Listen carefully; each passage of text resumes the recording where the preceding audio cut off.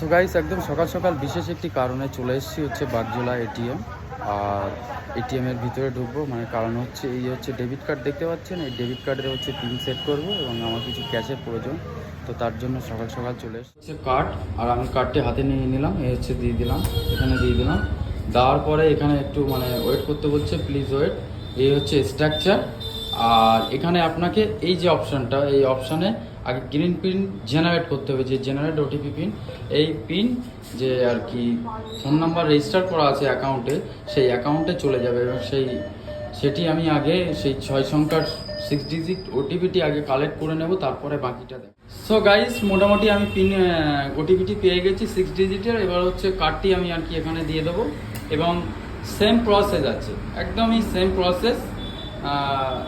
ওই অপশানটাতে আবার ক্লিক করব, তারপরে হচ্ছে এবার নিচের এই যে অপশানটা এখানে আসবে। এবার ওটিপিটা চাইছে, তো ওটিপিটা আমি দেব। তো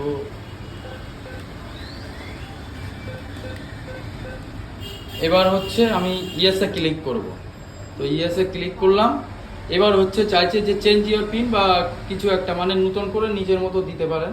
তো যাই হোক, আমি একটা আর কি নিজের মতো দেব, এটাই হচ্ছে ব্যাপার। আবার বলছে ওটাকে রিটাইপ করতে, তো ওটাকে আবার রিটাইপ করতে হবে, এটাই হচ্ছে ব্যাপার। এই যে আমি রিটাইপ করে দিয়েছি। এবার হচ্ছে এই অটোমেটিক দেখুন, আন্ডার প্রসেস, প্লিজ ওয়েট।